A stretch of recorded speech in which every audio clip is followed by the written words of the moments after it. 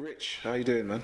Not too bad, perhaps. Not too bad. How are you? Good. Yeah, not too bad at all, thank you. Yeah, so obviously we're going to get into the Premier League this weekend. Yep. A lot of games going through Saturday through to Monday. There's actually 2 games on Monday. That's correct, yeah. So we'll start off with the early kickoff, which will be Brighton and Manchester United. Yeah. What's your sort of verdict? What are your thoughts on that game? You know what? I think Man United starting off with them. I think looking at obviously the result against Crystal Palace at home, not a very good result. I think just emphasises the need to make signings as well. Yeah. I think from my point of view as a supporter, looking at that game, I think signings were needed before that game anyway. Yeah. But I think it's just the key moments in certain matches. I think the result, there were decisions in that game that didn't really go well in terms of refereeing, but I think in terms of the performance itself, very below par, just not really at it. I think Palace, obviously, they had a weeks before to sort of prepare. Yeah. But I think just in terms of quality, just creating chances, there's nothing there, to be honest. I feel like Man United needed rest. That pre-season has really caught up with him. You know, it's not been an ideal pre-season for anybody, but you could tell that these guys needed some time off, and they need strengthening in all areas, man. I'm confused with Ole should go, Ole should stay. Is the team looking well? When a result like that happens, I think, Pogba's running down his contract. It's really not looking too healthy. Do you know what I think with Ole? Perhaps, listen, I see a lot of fans talk about Ole not having the right credentials to be a manager, not having the right tactical nous to sort of lead a club of that stature. I think when he was first appointed, everyone knew what this guy was. You know, he didn't have the CV of Mourinho or Van Gaal. He managed Cardiff. He managed Mulder. But he coached at Man United. He coached the reserves, you're right. Yeah. I mean, as a player and as someone who's been a figure at that club for so many years, he knows what it takes to win matches.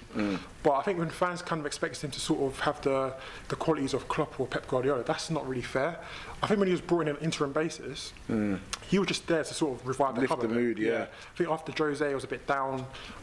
Players were really happy, and you saw the instant impact it made. The PSG game in particular, coming from. Can I be honest with you? That PSG game, they were just pure lucky. I think in the second leg they played well for like 60 minutes, and then after that a goal disallowed and so on. But I get what you mean in terms of what it meant.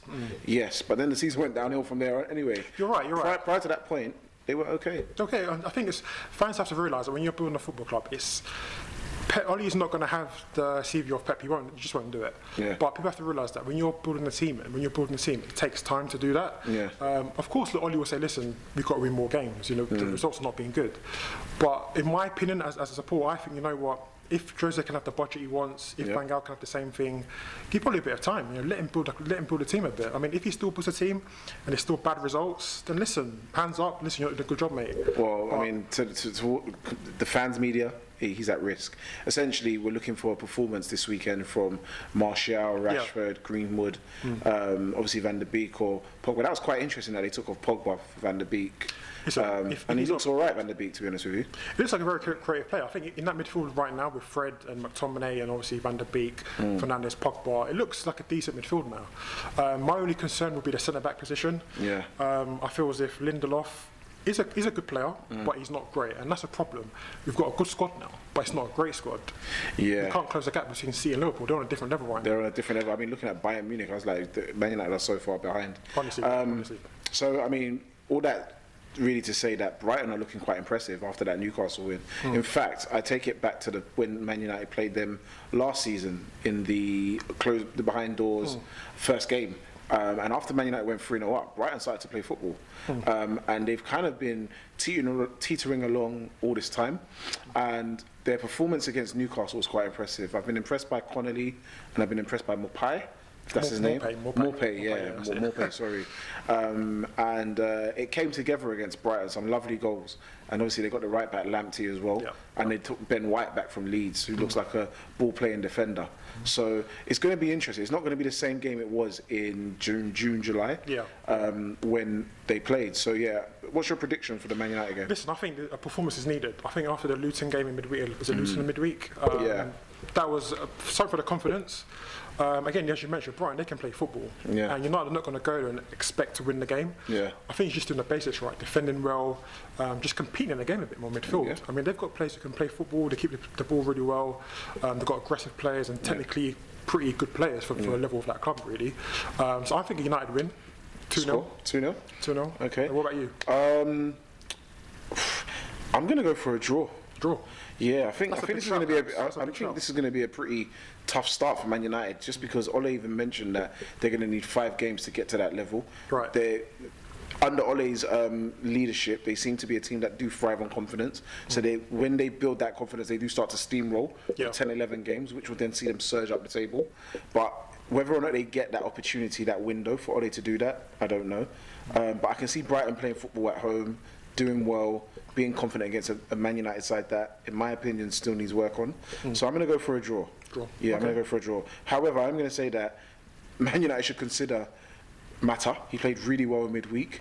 And he played really well with Van der Beek and Lingard. That triangle did really well. So, it's a very far removed option because they've got Pogba, it's who they play behind Pogba and I think with Mata, you know what, it's about, Mata needs to play against a team who sits back and defends. I think with Mata, in terms of mobility, in terms of keeping up to the pace of the game, I think those days are gone for Mata. You look at dead ball situations, free kicks, corners, he can still deliver quality. Yeah.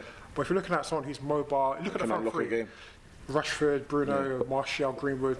Man United are going for a different type of play now going forward. It's about pace, it's about power, it's about just excitement really. And I think Mata at Chelsea when he first joined United, he was a really good player. Yeah. But I think the more you miss out on games, the more you're on the bench, you just can't sort of get back into the team and actually have that level where you need to be really. So for me, as a person, I think I'm still surprised he's still there, to be honest. Yeah. Okay. I'm surprised he's still there. I mean, he's a good guy, a really nice guy, and a really good player. However, looking at where they want to go, the team right now, I just can't see him fitting in, maybe apart from maybe League Cup games or an FA Cup game. Yeah. Well, I mean, I'm sure they'll give him a nice send-off because he's on a 1-year contract and things are changing. Let's move on to the next game. Let's look at Crystal Palace versus Everton.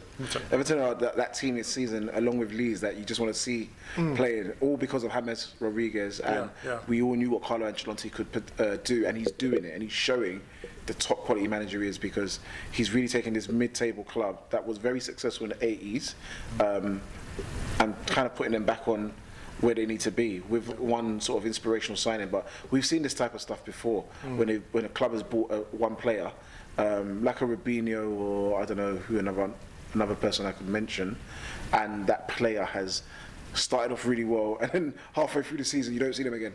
Do you think that, I know you mentioned Ancelotti, and his CV is amazing as a player and also as a manager, winning the Champions League on multiple occasions, but do you think because of Brett James they could actually reach that level where they break into the top 4? Because Everton, there's always a case of, well, they're a nearly club, to be honest. I think the players have had over the years, I think they've overachieved in some aspects. Premier League nearly club for sure. Yeah, 100%. I think when Martinez was there, with Lukaku, Morelos, Barkley, they were with Baines at left back as well. They had a really good 11 in that time. But with Everton, you always get the feeling that they're just a nearly club. They're trying to get in top 4. Yeah. They're trying to, win trophies. But I think now, as you mentioned, it's time to deliver now. So.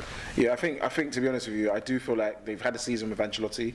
They know his expectations. You've got Seamus Coleman. Yeah. I can see that team being challenging this season, certainly for the top 6. Thoughts on Crystal Palace? Palace, very good start, 2 wins out of 2. Yeah. I think with Hodgson, there's always a case of where they're always mid-table. I mean, what can they do now? Are they going to kick on? Are they going to push on to European football maybe? Yeah. I think Zaha's been very vocal about leaving the club as well. Yeah. Take him out of the team, it's a different team. Yeah. It's a fact. But they started well. But again, the case is, will they achieve more than just a mid-table finish this season? But so what's your predictions for Crystal Palace Everton? I'm going for a draw. Going for a draw. I'm going to go with an Everton win. I just feel like Everton might. Crystal Palace are not a consistent team, so I can see them probably not reaching the levels that they reached last week. Okay. Everton seem to be really on the ball. Richarlison's doing good. Iwobi came in and did well, so I'm going for an Everton win. I'm going to go for a 2-1 Everton win. Sounds good. Yeah. Next game, let's look at a key game here. Sheffield United. I'm skipping some games here because some of them are definites, like Chelsea and West. Burnley Southampton is every time I hear Burnley, I'm like, I don't know, man. They've done well though. I mean, Sean Dyche has done a really good job, man. He's done a decent job, man, but it's Burnley. I don't even know where the hell it is in England. Sorry, in Yorkshire, I think. Or something. Is it in Yorkshire? Lord, that sounds so ignorant. I'm sorry to any Burnley fans. Sheffield United, Leeds United. Now that's a big game for Sunday. Lovely. 12 o'clock. Leeds, I don't know, look, they've won a game, they've been very exciting so far. Going forward, defence is looking a bit shaky though. Defensively, every team that gets promoted, defence is the key area to brush up in. I think going forward, exciting, They will be. their attack. Yeah. But if you're considering 7 goals in the first 2 games, that's alarm bells in my opinion, to be honest. It is, man. I mean, to be honest with you, 4-1 up and then to give 2 goals away to Mitrovic, it says a lot. But I can see Leeds doing what I wasn't expecting Bamford to be that good, but he's done all right. He knows how to score a goal. I have to give it to him. I mean, me personally, when I watched Championship last season, I didn't really rate him that highly, but his stats don't lie. He scored a lot of goals last season for Leeds. Yeah. Do you know what I mean? I think, for me personally, I think Rodrigo's been a bit disappointing. I know it's 2 games in, but £27 million and to be taken off at half-time against Fulham. I said Rodrigo wasn't going to be good though when we spoke about this 2 weeks ago. Did you? I said, I mean, he's okay for Spain, but Spain ain't the Spain of 2010 or 12. You know, not even 2014 when they got kicked out of the World Cup. So yeah, Rodrigo, I wasn't always going to be impressed by him. Probably made Bamford play well as a result anyway. Sheffield United. Very good season last year. Yeah. Probably overachieved, maybe. Definitely did. But I think now, second season in. Second season syndrome. A bit of a rocky start so far. Yeah, they'll be okay though. Yeah, I think they've got a manager who's not going to let them sort of, take them off the gas. They'll be on it constantly. So yeah, it should be good. Who are you going for? This is a game where I feel Sheffield United might collect their first points. Okay. Or point. So I'm going to go with a draw because Leeds United can definitely score. And they got that championship pedigree from before, so these type of games are they're made for it. They're made for it. So I'm going to go with a 2-2 draw on this one. Yeah. No, I think I might just go for Leeds 1-0, just nudge it slightly. Yeah, okay, that could also happen. Right, Tottenham versus Newcastle. Well, Tottenham, great game against Southampton last week. Yeah. Amazing performance. Son, Harry Kane. I mean, we had a chat about Harry Kane not just being a striker, not just being a goal scorer. Yeah, I got it wrong last time. But, he got it wrong, guys. He got it wrong. This guy, like I said last time, he can bring guys into play. All 4 goals, Son's goals, was it 4 or 5? 4. Great balls by Harry Kane. Yeah. Bring him deep in, people run off of him. You can get against a good Southampton side, so I'm quite surprised. The problem with me with Kane is that, and I don't want to dwell into this too long, but I just feel like sometimes I want a bit more from him. I feel like his injuries might have played a part. Yeah. Like I always feel like I notice when players are losing pace. Right. And I noticed that Kane just can't play a whole season. It's very frustrating. But do you think that he might drop? Know how Rooney dropped in deeper to become midfield player? Do you think he might? I can't see Kane doing that. I can't even see how that suits him. Because he's got good long balls though, Kane. He has. I mean, what he can do, what will happen is that obviously his goals will reduce, and he might become that effective off the bench striker. But we're talking about 5 years from now. Right. And in 5 years, he might develop his game and still be good. Look at Shearer. I just feel like sometimes with Kane, you have to play a certain way for the team. That doesn't always match the game that you need to play against the other team. So it limits you. When he's not there, the front line is usually more fluid. The player that goes under the radar, and I'd love to know how much he's getting paid, is Son. What an amazing player. I don't understand why no club's gone for him. But then again, I guess Spurs, their scouting system is it's not bad. I mean, they got the guy from PSV, Bergwijn. He's good. And he looks like a good player as well. So I think Son, as you mentioned, went under the radar massively. Was it by Leverkusen he came from? Yeah. Yeah, massively went under the radar. Right? I mean, he's just improved a lot, and I'd love to say he's world class. I don't know what makes him world class. He's getting to world class. What else does he need to do to get to world class? If he gets a certain amount of figures in terms of goal scoring every season. Okay, that's a good point. You can look at all the wide players, Ronaldo's, Hazard's. Yeah. Look at their numbers. I think Hazard's overrated, but that's another conversation for another day. What about Newcastle? What do you think about Newcastle? Newcastle came back from their opening day loss, was it? They lost on the opening day. They won against West Ham. They won 2-0, but they lost at Brighton. Sorry, that surprised me. I think Newcastle. I see Tottenham winning this. Yeah, they're a bit of an enigma, Newcastle. I can't always tell if they're good or not. So they're not exciting like the days when Bobby Robson was in charge, and they had that Shearer and Ferguson, Solano, Robert, Kieran Dyer in the middle. Do you remember that team? Even Lee Roberts or Robert Lee, whatever his name was, the number 7 for Newcastle. Yeah. Even defence, look at Shea Given as a goalkeeper. They had Shea Given, exactly. You know what I mean? So I'm going to go with a Tottenham win because I feel like this season, I said this last time, that Tottenham will be that surprise pack of teams that will challenge and then they'll drop off towards the end. So they'll be like the team in third that they could get near, but they might not. But I won't be surprised if Tottenham make it to the Champions League. Manchester City versus Leicester City. I see this as a straight win. That's an interesting game for me. I think both teams have good philosophies. Look at Leicester, they like to play football. But again, Leicester's strength for this type of game, for example, they've got pace with, with Jamie Vardy. Jamie Vardy, I remember Brendan Rodgers saying that he doesn't have to come back and defend, because when they win that ball back, it's one ball, long ball over to Vardy, and that's when he can hurt them. Because Man City play a high line. I think now they're a bit more equipped because they've got Ake, they've got John Stones, Laporte. So I think this is a really intriguing game actually, and I think for me personally, Man City are just too strong this season. There's a balance in that team now. There's a massive balance. You look at Fernandinho coming back into midfield, Ake being signed as well. Obviously the options going forward are ridiculous. But I think this game might be a bit more difficult than people might assume it to be honest. I think it depends on what centre-back pairing they have. Laporte, is it Laporte? Laporte or Laporte. He will be key with probably Ake, because last week highlighted John Stones' weakness. I don't know how he's still playing at Man City. There's nothing wrong with Stones playing at Man City. I just think that his injury, so he's not got consistency at the moment. It's the first time I've seen him in a while. Even when he's played, I just don't feel as if... I understand that when you're playing out from the back, you're going to make mistakes, but I just don't feel... You look at a play, you can tell I deserve to play in this football club. When he plays, there's just a sense of like, I'm going to make a mistake here, I don't feel quite comfortable playing. Do you know what I mean? I think Stones is a top-class player, but you know what? He's still got a lot to prove. How old is he, like 26? He's getting older now. If Pep's got to bring in Fernandinho into centre back when Stones is fit. Was Stones fit though when he was fit? Because I remember there's a game against Norwich last season where they lost 3-2, and him and Otamendi had a really bad game together. So that's when them two couldn't play together after that point. They got Otamendi as well, and Otamendi. Yeah, he's one of those foreign players that comes into the Premier League and just, it's like he's been born and raised in Britain and Hackney Marshes. Straight in there. I do like him. He's a bit rough and tough, but cool, we'll move on. So what's your prediction? Manchester City, Leicester City? 2-1 Man City.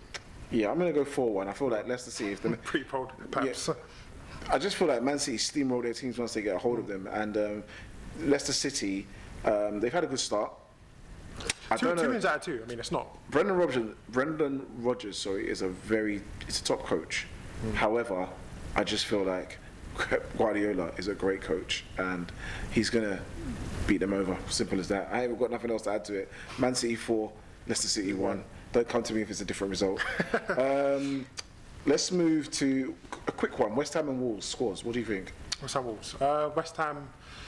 A bit hit and miss at the moment. I think they've ended last season really well last season, man. Antonio especially, his form was ridiculous. He's carried it on. Man. That's the thing. But you always get this point they can play well some games, and other games they just don't turn up. And with Wolves, they've lost obviously Jota, they've lost him, they've lost Doherty as well. So they're currently going through a little rebuilding patch themselves. But with Wolves, you know what you're going to get every game. Direct football, great midfielders in there, good defenders. I think this might be a Wolves win, to be honest. Yeah. West Ham, there's always a question mark over the defence. I mean, they've got a Bonner there. We've got Cresswell at left back. I just don't. West Ham. You can never tell with Wolves. They most likely will win, but they grind out results all the time. But Wolves know what they're doing, though. It's again, get balls to wide players, get Jimenez in the box, wing backs bombing forward, midfield players controlling the game. You know what you're going to get. And they've bought Semedo. Yes. So I'm gonna say. A Wolves win. West Ham are struggling so far, but West Ham, somewhere in November they'll get like 4 wins and they'll be back at like 12th in the league. So I'm gonna go with a Wolves win, and probably a 2-1 win for Wolves, possibly 3-1. 3-1. Jimenez is just an amazing player, by the way. Very underrated. Yeah, and let's Fulham Aston Villa. Just give me a result on that one, because that's a game that I don't want to be disrespectful, but it's match of the day. I cut that off. Go to bed, it's last in the list. You know what, Aston Villa win. Fulham for me, 2 losses out of 2, just not good enough. It's very early on, but I just got a feeling that they're going to get relegated again. Looking at players apart from Mitrovic, who can really, when your back's against the wall, who can really dig you out of that. They've got no one in there. Like I said before, when you get promoted, defending you've got to defend. You've got to defend, but with Fulham, they're just a bit soft in the middle. In my opinion. They do come across that. Me, perhaps 3-0 Aston Villa. Okay, and a really big one coming up: Liverpool versus Arsenal, Monday night. Big one for the Gunners. This is lovely to come home from work too. Yeah, I agree, 100%. I mean, what do you think? I mean, Liverpool got a good record against Arsenal recently. Well, no, actually, not recently. They lost, didn't they, last season? 2-0. I think that Liverpool are going to win this. I actually think Liverpool are going to win the title again. You reckon? 100%, because they've got over their, title winning, hangover during the last week. It's actually good that they got to do that. They've got it out of their system, and Salah looks phenomenal. Where did that come from, by the way, Paps? I mean, this guy went to Chelsea, went to Roma, and we didn't see that. Yeah, you know what? Football's weird, man. It gets like that. I mean, Salah. I personally thought Salah did well when he was at Chelsea. Really, he didn't play that much, though. No, yeah, because Mourinho has wingers as fullbacks. So we know that though. Like, so he wasn't playing to Mourinho. Mourinho, he sees attacking football. He's like, oh no, they're attacking football, no. So basically, all players have to track back basically and be defenders. Yeah, like, you know, Mourinho expects it of you, man. Like, you watch. I've been watching this documentary. All or Nothing. Yeah, All or Nothing, and they always admit his tactics, but in a roundabout way, I can see from their faces that he's probably asked the wingers to track back. I'm like, no. So yeah. Anyway, jokes aside. Salah has been phenomenal. He went to Roma. Sometimes you go to a place, everything has to work out for you. Footballers is not just about being on the pitch, it's everything that happens around you. You know, your lifestyle, your family being there, the people that you work with in the club, it all probably just came together. Salah's always had the talent. I saw glimpses of it. I saw glimpses of Kevin De Bruyne. And then with Mourinho being there, he didn't like that style and he got rid of that. So he kind of... what's the word? Limited there. There's another word for it. Are you saying that Mourinho just ruins players? Then is that what he does? I don't think he. I think he takes talent and just crushes the talent. No, I think he just has a system. Mourinho's the type of manager that he's not afraid to get rid of the players to get the best team. Yeah, like when I play my football game, just to add, sometimes I don't have my best players on because they don't fit my system. So I'll have like 4-3-3, but I'll have 2 defensive midfielders. So I'll have like Henderson and Dyer, and then maybe Barkley is my attacking midfielder because. Even though I want an attacking team, these guys can help me get the ball, get it to Barkley provide that assist. So I'm just giving you an example of sometimes it's your system that's better. And Mourinho's one guy for the system. Unfortunately, Man United was too big a machine for him to try and do that, and it just wasn't going to work. But with Salah and those guys, we're coming back to the scores in just a second. It just wasn't the time. But Salah right now has got Klopp. Best manager you can have with Gen pressing. That's why he has those 3 midfielders: Fabinho, Henderson, and Milner, or who's the other one that you put in? Wijnaldum. Run, get the ball, feed it to the wingers. I forgot the other one as well. He's got Thiago coming in now anyway. But I mean, with Thiago's going to be amazing because they were actually saying that in terms of a creative spark, imagine him just getting those diagonal balls out to the wing or just over the top. Fantastic. I think they've got a good rhythm because who do you admit? The thing is, a lot they know they're so well drilled, Liverpool. I mean, when Henderson or midfield players got a ball, Salah and Mane, they're just running forward. And the wing-backs, their full-backs just don't expect it. I mean, they expect it, but before you know it, they're past you. Do you know what I mean? And that's where they've got such a good team cohesion. They're really good. And then obviously the guy from RB Leipzig, Firmino, he's coming into form. Origi's there. You know, Origi comes in and does his one appearance where he gets that important crucial goal. Yeah, keeps him in good stead, and he's going to go down in folklore. By the way, I find it very strange, that Sturridge isn't given sort of the standing that Origi gets. Origi had a 7-game good run when Sturridge was injured and just became a superstar for Liverpool. Origi just scores goals in injury time. Like, he scored goals against Everton, scored against Barcelona. So fans just remember those. Do you know what I mean? I guess so. But Sturridge scores quality goals all the time. He did with Suarez. That partnership with Suarez, underrated. Classic, to be honest. SAS. But fans remember the big moments, and unfortunately for Sturridge, being out at the time, they didn't win anything either. And he was, I guess he was known as injury prone. But okay, look, let's move to Arsenal. This is not going to be a steamroll for Liverpool. No. This ain't going to be the seasons of old where they win 5-1 or 4-0. Arsenal are very good at defending now. Remember as well, last 2 games against Liverpool, they won both games. Yeah. So, listen, they know how to play against Liverpool now, it seems. And I guess like you said, they can defend really well now. And I guess when you've got the outlets of Aubameyang, I think, who's the other one? Is it Pepe? Yeah. Got there as well. Lacazette. You know, they look like a really well drawn team now, Arsenal. And I think, again, with Liverpool, it's going to be a difficult game because if you've got a team who can defend really well and can hit you on the counter and hurt you on the counter, then you've got a great chance, to be honest. Can I say that Aubameyang is really coming into his own in the last 6 months? There was a time when Arsenal fans were insulting him and saying, "Oh, he doesn't even score against big clubs." But I've just seen him bang. His goal scoring record was ridiculous. Even from I've known Aubameyang for years before he even got to when he was at Saint Etienne. I remember that because he was this light-skinned Donny. It's the truth. You know, the light-skinned guys always get attention. Man, I love him. I ain't got no complex. Don't worry. But I used to remember him from Saint Etienne when he was playing for Gabon. I used to love watching. I still do love watching the African Cup of Nations. And so I remember, oh yeah, they used to treat him like he was the Thierry Henry of the Gabonese team. He just stands out, doesn't he? So when he obviously got his move to Dortmund, I was like, okay, was it St. Etienne to Dortmund or was he at another club before? It was St. Etienne to Dortmund. I was like, okay, good. And then obviously he was sick there with Royce. Yeah. And when he came to Arsenal, he was scoring goals, but even I realised that he weren't scoring against the big teams. But now he is a player. It's almost like people have actually forgotten that he's actually improved with the game. Do you know what I mean? He's improved in the 3 seasons that he's been at Arsenal. I guess he's a talisman, isn't he? He's the one who they rely on to get the goals. And he'll go down as a legend. Big performances, and he's a captain now as well, isn't he? So and he made the right decision to stay. I think with Arteta, what he's building at Arsenal right now, I said before, Arsenal fans, be excited. I mean, if you've got a manager who can turn it around within 3 to 4 months, win the trophy, improve it defensively enormously, you know, that's you know, again, he's learned off Arsene Wenger, he's learned off Pep Guardiola. That's a really good football background to come from, to be honest. And again, if you're an Arsenal fan, be optimistic, man, because this guy, he's going to do wonders for Arsenal, I think. Good, yeah. So what's your prediction? I agree. I think Liverpool just nudge it. I'm going for a 1-0 win, Liverpool. Okay. I think Arsenal give them a good battle, but I think ultimately Liverpool will just nick it. I'm going to go 2-0 Liverpool, and probably even more, based on Arsenal's last performance. Even though they're good defensively, they were still a bit shaky at the back, just a bit. They've improved a lot. Don't get me wrong, but this Liverpool team is world class, man. What do you make of Gabriel from the new signing centre back? Not paid much attention to him, so I'll bring up. Cool. All right. Well, thanks for that. We'll see what our predictions bring.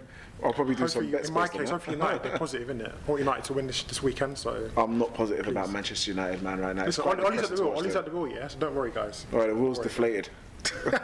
Times have changed. The wheel's deflated, guys. So we'll come back to you guys next week. Don't forget to check us out. We'll have another a roundup of all the games. Probably be via Zoom, but you can get a close up of my lovely mug. Paps is out.